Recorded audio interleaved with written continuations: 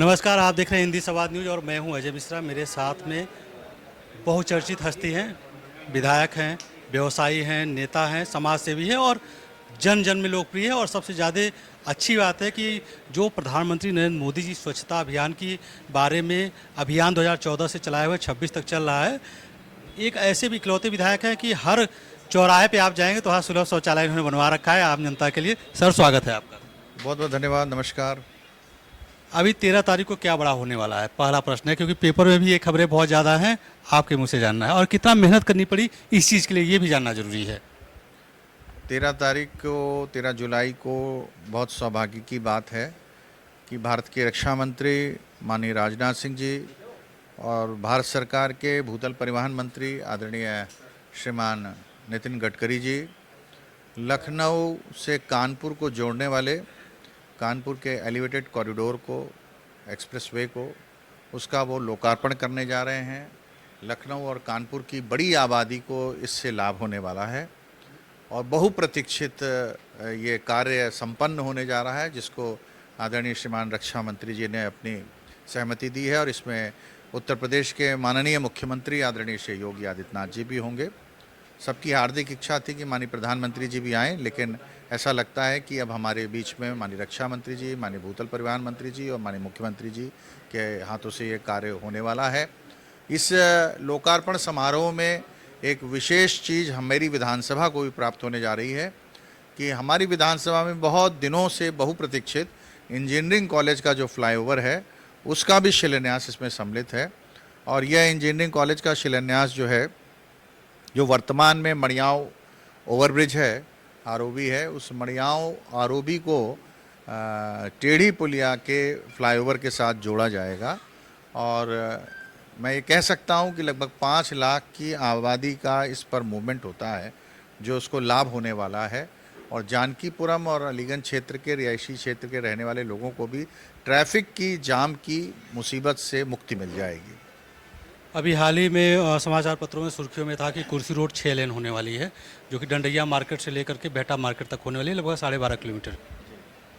ये आपके ही विधानसभा क्षेत्र से होकर गुजरती है चीज़ें।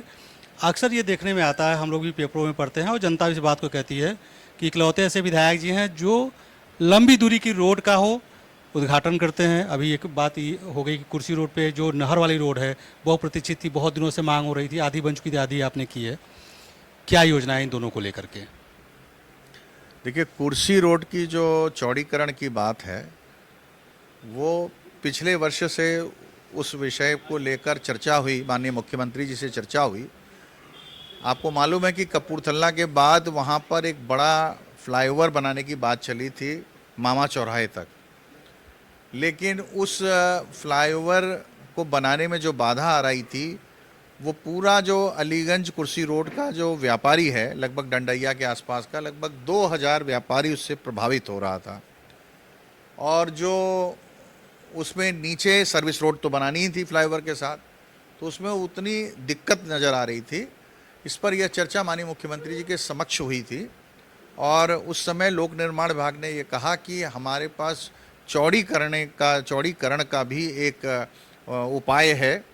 और उन्होंने इस पर प्रोजेक्ट तैयार किया और वो कपूरथला के आगे से लेकर कुर्सी रोड में आगे तक, जिसकी आपने लंबाई बताई, उसके चौड़ीकरण की बात है। उसको चौड़ीकरण इस क्षेत्र में जहाँ पर डंडैया और अलीगंज है वहाँ पर 4 लेन और फिर मामा चौराहे से उसे 6 लेन आगे तक, स्पोर्ट्स कॉलेज के आगे तक ले जाने का प्रस्ताव है। और मुझे लगता है कि यह बन जाने के बाद उस मुख्य मार्ग पर कुर्सी रोड का जाम से मुक्ति मिल जाएगी। एक बड़ा कार्य आपने अप्रूवल करा चुके हैं, जो सारा स्टेट से रोड है, जो अंडरपास की बात है। काम बड़े हैं, कितना चुनौतीपूर्ण होता है एक बड़े सिस्टम में जा करके अपनी विधानसभा के लिए इतने बड़े बड़े कार्य कराना, क्योंकि आप लगातार कार्य अच्छे करा रहे हैं, तो निस्संदेह ये आपकी काबिलियत है कि अपनी जनता की बातों को रख पा रहे हैं और कन्विंस कर पा रहे हैं कि हाँ, ये होना चाहिए। देखिए, जनता ने मुझे चुना है और जनता की ताकत के कारण ही मेरे पास ताकत है और मैं इसके लिए आभार व्यक्त करता हूँ अपने अभिभावक माननीय रक्षा मंत्री जी, जो लखनऊ के लोकप्रिय सांसद भी हैं और वो इतने सहृदय हैं। मैं ये कह सकता हूँ कि माननीय रक्षा मंत्री जी से मैं जिन जिन विषयों को लेकर उनके पास जाता हूँ, माननीय मुख्यमंत्री जी के संज्ञान में लाता हूँ, तो उन सारे विषयों पर वो गंभीरतापूर्वक विचार करते हैं। और ये जितने काम हो रहे हैं पूरे विधानसभा के अंदर, आपने नहर रोड की चर्चा की, नहर रोड को चौड़ीकरण लोक निर्माण विभाग करा रहा है और उसके ऊपर बढ़ता हुआ ट्रैफिक एक बड़ी समस्या बन चुका था। और जो वर्तमान उसकी रोड है उसको बढ़ा करके करीब 10.5 मीटर चौड़ी वो रोड हो जाएगी, जिस पर यातायात को बहुत सुगमता मिलेगी। कुर्सी रोड का मैंने आपको बताया कि चौड़ीकरण हो रहा है। फिर जो हमारा सीतापुर रोड से लाल वाले पुल को जोड़ने वाला मार्ग था वो वर्तमान में 4.5 मीटर का है और उसका चौड़ीकरण करके हम 10.5 मीटर उसे कर रहे हैं, और चौड़ा कर रहे हैं, इससे भी ज़्यादा कर रहे हैं। और वो बंधा है, उस बंधे का चौड़ीकरण हो रहा है, उसे लखनऊ विकास प्राधिकरण कर रहा है। इसी तरीके से सीतापुर रोड से एक मार्ग यादव चौराहे तक गया है फैजुल्लागंज का, उसका भी हम चौड़ीकरण कर रहे हैं, उसको भी डबल साइज़ का बना रहे हैं, क्योंकि फैजुल्लागंज की बढ़ती हुई आबादी के कारण वहाँ पर यातायात का दबाव रहता है, तो वो भी डबल होने जा रही है, चौड़ी होने जा रही है। पक्के पुल जो कि बहुत पुराना और ऐतिहासिक पुल है, उसके ठीक बगल में अभी तक जो पक्का पुल था वह डबल लेन का था। अब जो पक्का पुल नया बन रहा है सेम आर्किटेक्चर के साथ बन रहा है जैसा पक्का पुल लाल वाला पुल है, और वह आर्किटेक्चर के साथ वो 4 लेन का बन रहा है। यानी कि मतलब आप ये कह सकते हैं कि जो वर्तमान में हनुमान सेतु का पुल है उतना चौड़ा वो पुल हो जाएगा, तो उससे निश्चित रूप से फ़ायदा होगा। मैं धन्यवाद देता हूँ माननीय रक्षा मंत्री जी, माननीय मुख्यमंत्री जी, कि उन्होंने एक बहुत बड़ा ड्रीम प्रोजेक्ट था हमारा ग्रीन कॉरिडोर का, जहां IIM रोड से लेकर इकाना क्रिकेट स्टेडियम तक बनाने का फैसला किया। उसका प्रथम चरण और तृतीय चरण का उद्घाटन हो गया, और मैं ये कह सकता हूं कि मेरी विधानसभा के चरणों का उद्घाटन हो चुका है। बीच में बस थोड़ा सा पैच रह गया है जहां पक्का पुल बन रहा है, क्योंकि पक्का पुल का निर्माण हो रहा है, इस वजह से वो पैच जोड़ा नहीं जा पाया। पक्का पुल से डालीगंज तक के अभी पुल को जोड़ा जाना है, वो क्षेत्र रह गया है। उसको जोड़ने के बाद तो जब वो IIM रोड से इकाना तक बन जाएगा, मेरा ये मानना है कि लखनऊ की लाइफलाइन साबित होगा। आज ही आप देख सकते हैं कि उस ग्रीन कॉरिडोर पर काफ़ी मात्रा में ट्रैफिक चल रहा है, यातायात है। तो जितना प्रयास हो सकता है लोगों को चलने में यातायात सुगम हो और दिक्कतें कम हो, उस पर हम लोग काम कर रहे हैं। माननीय मुख्यमंत्री जी भी इंफ्रास्ट्रक्चर पर फोकस करते हैं, डेवलपमेंट पर फोकस करते हैं। लखनऊ उत्तर प्रदेश की राजधानी है, जहां उत्तर प्रदेश आज कह सकते हैं अर्थव्यवस्था में दूसरे पायदान पर पहुंच गया, 10वें पायदान से दूसरे पायदान की यात्रा की, और अब महाराष्ट्र ही हमसे आगे है। और हमारा ये प्रयास होगा कि आने वाले समय में उत्तर प्रदेश प्रथम पायदान पर हो। उसके लिए राजधानी का सौंदर्यीकरण होना आवश्यक है।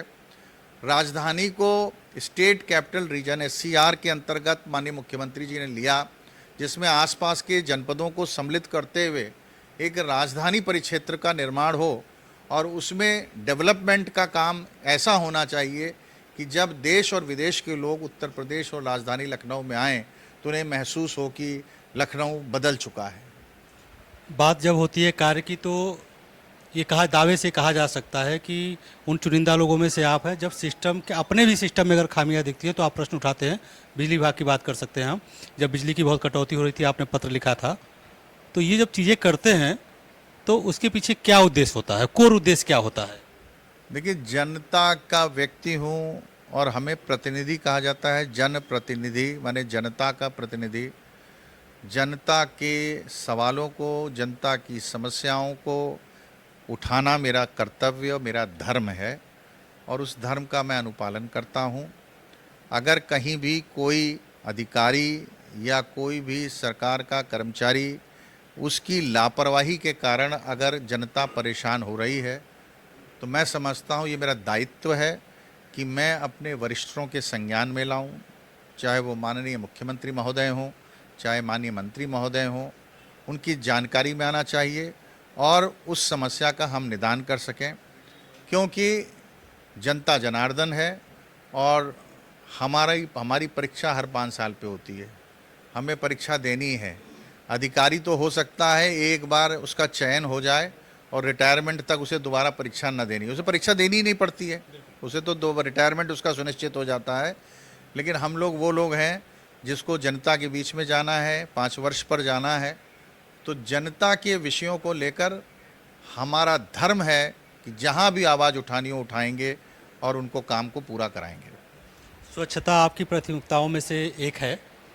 शहर में आपके पार्टिकुलर विधानसभा क्षेत्र में अगर देखा जाए, कई जगह पे अच्छी जगह पे सुलभ शौचालय बनवाए गए हैं जो लोगों को बहुत सहूलियत दे रहे हैं। कुछ चुनिंदा और जगह हैं, क्या उनमें भी आप कार्य करने के लिए सोच रखा है? जैसे अगर कुर्सी रोड की बात की जाए तो सृष्टि अपार्टमेंट के आगे बात की जाए, वहाँ बहुत आबादी है, इस चीज़ का अभाव है। कुर्सी रोड पर हमने एक तो रिमोट सेंसिंग के आगे एक सुलभ शौचालय कम्युनिटी टॉयलेट बनवाया है। अभी एक सुलभ शौचालय हमने मामा कुर्सी रोड पर मामा चौराहे के आगे बनवाया है। और हमारा ये प्रयास रहा है कि अपने 2017 से पहले जिन जिन स्थानों पर आवागमन ज़्यादा है, जहाँ जनता का मूवमेंट है, जहाँ पर बाज़ारें हैं और वहाँ पर लोगों को शौच के लिए दिक्कतें होती थी, मैं आपको कह सकता हूँ कि इस ट्रांस गोमती का एक प्रतिष्ठित बाज़ार कपूरथला कहलाता है। और आप ये समझ लीजिए कि कपूरथला में आज तक कोई भी शौचालय की सुविधा नहीं थी। और अभी आपने देखा होगा कि कपूरथला चौराहे के पास ही एक बहुत ही शानदार शौचालय बना है। और जितने भी शौचालयों का निर्माण अब हम करवा रहे हैं वो सब के सब एयर कंडीशनड, अच्छे, नीट एंड क्लीन, हाइजीनिक और बेहतरीन सुविधाओं के साथ उन टॉयलेट्स का निर्माण हो रहा है। तो ये बहुत आवश्यक है। देखिए, हमको सोचना चाहिए, जहाँ पर स्वच्छता को लेकर, शौच को लेकर माननीय प्रधानमंत्री जी ने हमेशा गंगा का परिचय देते हुए लोगों की सुविधाओं का ध्यान रखा है। महिलाएं विशेष रूप से जब बाज़ार जाती हैं और उनको शौच की इमरजेंसी होती है तो उस समय उनके पास कोई और उपाय नहीं होता सिवाय घर वापसी के। तो अच्छे, नीट एंड क्लीन अगर शौचालयों का निर्माण होगा तो लोगों को सुगमता होगी। और हम हर उस क्षेत्र का ध्यान कर रहे हैं जहाँ पर अभी नहीं बना है वहाँ पर भी बनवाएंगे। लेकिन यह देखा जाता है कि जहाँ पर मूवमेंट हो पब्लिक का, वहीं पर आवश्यकता है। जैसा अभी आपने कहा कि एक जनप्रतिनिधि होने के नाते 5 साल के बाद आपका एग्ज़ाम होता है, फिर रिजल्ट आता है। एग्ज़ाम तो आप 2 बार दे चुके हैं ऑलरेडी और रिजल्ट है, और आपको जनता के बहुत प्रिय है, क्योंकि लखनऊ के हर कोने में जहाँ भी पार्टिकुलर वर्क होता है वहाँ तो रहते हैं, लेकिन अपने विधानसभा में भी लोगों से आप जुड़े रहते हैं और सब जानते हैं हाँ विधायक जी हैं, मेडिकल हेल्प चाहिए वहाँ कार्यालय पहुँच जाइए, एप्लीकेशन दीजिए, कार्य हो जाएगा। हमने खुद ही 6-7 लोगों का कह के करवाया है। ये जो कार्य नियमित होते हैं, मेडिकल की बात हो गई या किसी स्कॉलरशिप की बात हो गई या और भी जो समस्याएं, कहीं किसी ने कब्जा कर रखा एप्लीकेशन, ये तो नियमित कार्य है। इसके अलावा और क्या सोच रखा है आपने अपनी पार्टिकुलर विधानसभा के लिए? हाँ, ये जो है अब चुनावी सीजन 1-2 महीने में शुरू हो जाएगा, अगले 5 साल में ये बड़ा कार्य मेरे लिए है और मैं करके दिखाऊंगा। देखिए, मैं बड़े दावे के साथ कह सकता हूँ कि 2017 से पहले जो मुख्य विषय थे जितने भी मेरे दिमाग में, मैं आज 2026 में कह सकता हूँ कि लगभग सारे विषयों को हमने विजय प्राप्त की है। फैजुल्लागंज जैसा क्षेत्र जो 2017 से पहले बिल्कुल कच्चा क्षेत्र होता था, आज उस क्षेत्र में आप भ्रमण करेंगे, 17 से पहले वहाँ महामारी फैलती थी। हर साल आपको मालूम है, आपको उस क्षेत्र से अनभिज्ञ हैं कि जानते हैं उस क्षेत्र को, मैं अनभिज्ञ नहीं कह रहा हूँ, जानते हैं आप उस क्षेत्र को, जहाँ पर डेंगू की, मलेरिया की शिकायतें प्रत्येक वर्ष आती थीं। क्षेत्र में जल भराव की समस्या, मच्छरों की समस्या, संक्रमण की समस्या, आज 70 से 80% फैजुल्लागंज क्षेत्र को हमने पक्का कर दिया। जो नया डेवलप होता जा रहा है वो क्षेत्र अभी थोड़ा सा है, उस पर भी काम कर रहे हैं। पूरे फैजुल्लागंज में लगभग 9 किलोमीटर लंबा ड्रेनेज का कोई उपाय नहीं था, नाला बना है, आरसीसी नाला बना है बड़ा। और पिछली बारिश जो हुई थी पिछले वर्ष की 2025 की, उसमें पूरे फैजुल्लागंज में शिकायत नहीं आई कि कहीं भी वाटर लॉगिंग है, पानी का है, जल भराव है। तो जल भराव की समस्या से फैजुल्लागंज निजात पा चुका है।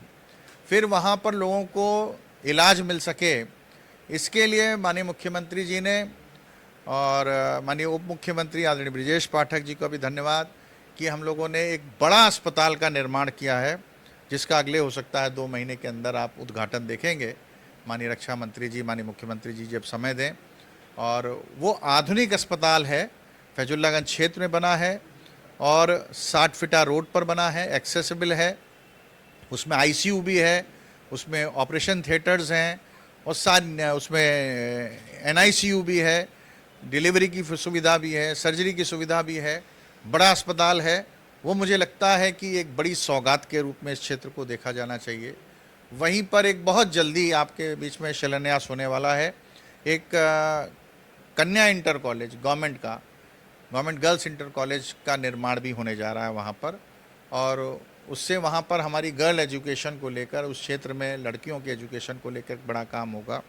और वही रोड है 60 फीटा रोड जो दाऊद नगर के कहलाती है फैजुल्लागंज की, जिस पर गऊ घाट पर पीपे वाले पुल का प्रयोग हुआ करता था। आज उस पर पक्का पुल निर्माणाधीन है। तो गोमती के 2 पुल हमारे क्षेत्र में बन रहे हैं, एक पक्का पुल के समानांतर और दूसरा गऊ घाट का ये पक्का पुल। इस पुल के बन जाने के बाद उस क्षेत्र का चौक पुराने लखनऊ से ऐसा कनेक्शन हो जाएगा कि जहाँ पर आप फैजुल्लागंज के लोगों की निकासी के लिए आप उस पुल पर चढ़े और उधर ग्रीन कॉरिडोर पे पहुँचे, और ग्रीन कॉरिडोर से आप पूरे लखनऊ में कहीं भी निकासी कर सकते हैं। तो इस दृष्टि से अगर देखें तो कन्या इंटर कॉलेज की बात हो, अस्पताल की बात हो, फ्लाईओवर्स की बात हो, पुल की बात हो, एजुकेशन सेक्टर की बात हो, सड़कों के चौड़ीकरण की बात हो, तो हमें हर उस क्षेत्र में जो बड़े बड़े कार्य थे उस पर सफलता मिली है। अब रोड तो ये है, देखिए सड़कों का तो ये है कि 5 साल पहले बनी थी तो फिर दोबारा रिपेयरिंग होगी, वह क्रम तो चलता रहेगा, वो अनवरत चलता रहेगा। थोड़ा सा नया हिस्सा जो विस्तारित क्षेत्र का है उसमें अभी जानकीपुरम के क्षेत्र में इस समय सीवर लाइन पड़ रही है, वहाँ पर हम उसे हमने पूरी तरीके से तृप्त कर दिया है कि वहाँ पर कहीं कोई चीज़ छूटी नहीं है।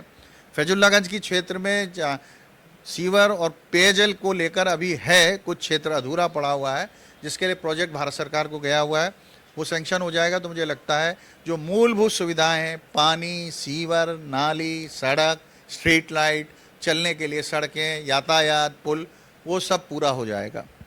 शिक्षा, स्वास्थ्य, यातायात, सुरक्षा की बात कर ली जाए, जो आपके एक परव्यू में आता है, एक पर्टिकुलर एमएलए के परव्यू में आता है, उस पर आपने बढ़ चढ़ के कार्य किया है। रोजगार आपके परव्यू में नहीं आता, वो तो सरकार की पॉलिसी नीतियों पे डिपेंड करता है। कई बार ऐसा होता होगा कि बहुत मेहनत कर रहे हैं लगातार, आज भी देखिए इतने लोग बैठे हैं, या घुमा के दिखा दीजिए कैमरे से, बहुत सारे लोग आपके पास बैठे हैं, तरह तरह की समस्याएं लेके आते हैं। उन समस्याओं में कभी ऐसा महसूस होता है कि हाँ, इस चीज़ के लिए सरकार को एक कड़ा नियम बना देना चाहिए, और आपने सजेशन भी दिया हो? देखिए, अभी एक बड़ी दुखद घटना लखनऊ में मेरे क्षेत्र में हुई, अलीगंज में, जहाँ पर 15 बच्चों को हमने खोया है, और वह समस्या एक विकराल रूप धारण की।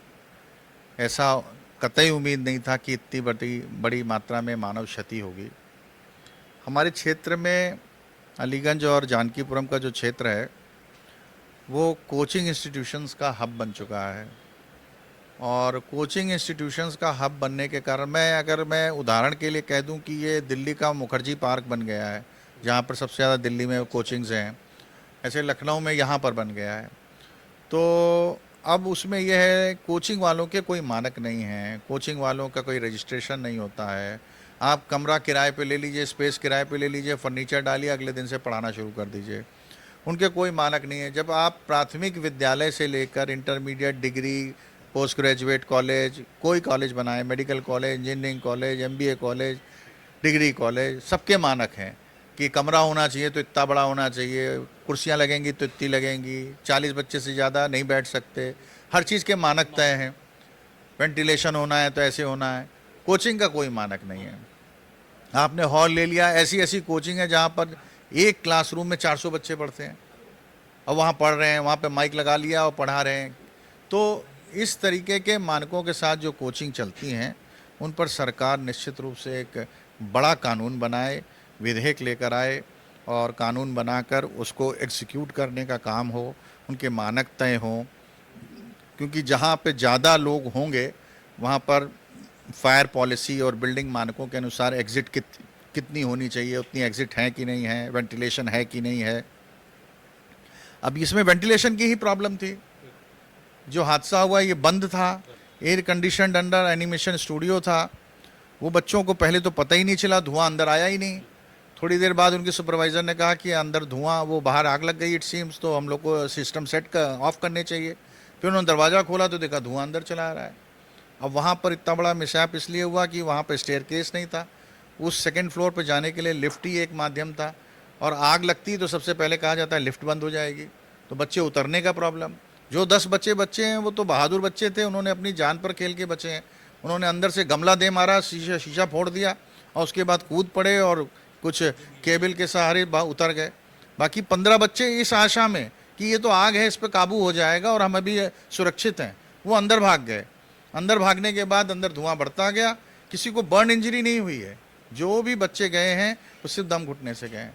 तो मानक बनना चाहिए, कोचिंग जितनी भी हैं, चाहे वो 9th 10th की कोचिंग हो और चाहे वो IAS IPS हो, बैंकिंग की कोचिंग हो, हर कोचिंग का मानक होना चाहिए, उनका रजिस्ट्रेशन होना चाहिए, उनकी फ़ीस भी निर्धारित होनी चाहिए। कोई फ़ीस निर्धारित नहीं है। आप बहुत अच्छे टीचर हैं, आप कोई भी पैसा मांग सकते हैं कि हम केमिस्ट्री पढ़ाएंगे इतने पैसे लेंगे, हम फिजिक्स के टीचर हम इतने पैसे लेंगे, हम मैथ्स पढ़ाएंगे इतने पैसे लेंगे, और तो इस पर कोई लगाम ही नहीं है, कहीं वो तय नहीं होता कि आपको इतनी फ़ीस लेनी है। तो ये मुझे ऐसा लगता है कि आज के इस बड़ी दुर्घटना के बाद हमारी सरकार इस पर गंभीर है, माननीय मुख्यमंत्री जी गंभीर हैं, और निश्चित रूप से एक कड़ा कानून इस पर बनेगा। अंतिम प्रश्न है सर, आपका जो क्षेत्र है विस्तारित है, रोज़ नए मकान बन रहे हैं और कच्चे रोड हो रहे हैं, पक्के हो रहे हैं, बहुत सारी जनता ऐसी है जो आशा की दृष्टि से आपकी तरफ देखती है। आपके पास भी संसाधन सीमित है, अपने मेहनत से आप असीमित बना देते हैं, सेंट्रल से भी फंड ले आ रहे हैं और जगह मुख्यमंत्री से बात करके ला रहे हैं। ऐसा थोड़ा सा क्षेत्र है जहां अभी पहुंच नहीं पाए हैं और रोज़ विकास हो रहा है, तो उन्हें उम्मीद है कि विधायक जी कुछ करेंगे, उनके लिए क्या कहना चाहेंगे? नहीं, मैं एक तो ये कह सकता हूँ कि पहली बात तो जो मध्यम आय और LIG MIG के जो मकान हैं, जो 1000 फीट और उससे नीचे के हैं, हमारी लखनऊ विकास प्राधिकरण ने एक मानक बना दिया है कि ऐसे लोगों को अपना नक्शा पास नहीं कराना है। ये लोग नक्शा अपना जो बना रहे हैं उसको अप्लाई जमा कर दें बस, और इनका नक्शा मान्य माना जाएगा। तो लोग LDA से घबराएं नहीं, LDA से भागते हैं कि हम LDA ने जो पिछले 2 वर्षों के अंदर सरलीकरण किया है उसका लोग लाभ लें। लोग LDA से भागते हैं कि हम नहीं कराएंगे। जब वो ये अपने अप्रूवल कराएंगे तो मैं आपसे ये कह सकता हूँ कि उनको बहुत सारी सुविधाएं मिलेंगी, और उन सुविधाओं में हमें भी जल्दी से उनके यहाँ काम कराने में आसानी हो जाएगी। क्योंकि अगर वहाँ पर लोगों के मकान, अब वहाँ पर परेशानी होती है, जो कच्चे क्षेत्र में लोग प्लॉट खरीद के मकान बना लिए और वहाँ पर फिर सड़क बनाओ, सीवर लाओ, पानी लाओ, क्योंकि वहाँ पर विकास शुल्क जमा ही नहीं हुआ, और फिर वो विकास की बातें होती हैं, तो इस वजह से समस्या आती है। लेकिन फिर भी मैं ये कहूँगा कि माननीय मुख्यमंत्री जी, माननीय रक्षा मंत्री जी की कृपा से हमने इस क्षेत्र में भी सब जगह सड़कें बनाने का काम किया। लोगों को थोड़ा धैर्य रखना चाहिए। जो काम 2017 से पहले नहीं हुए उसको इस सरकार ने बड़े पैमाने पे पूरा करने का काम किया है, और जो शेष रह गया है उनको भी मैं ये बात का विश्वास दिला सकता हूँ कि वो काम भी पूरा जल्द से जल्द हम कराएंगे। धन्यवाद सर। बहुत बहुत धन्यवाद। तो आप देखिए कि विधायक जी ने जो बातें कही हैं, सिर्फ बातें नहीं कही हैं, आप ज़मीन पे जाकर के इस चीज़ को वेरीफाई कर सकते हैं जितना इन्होंने कार्य कराया है।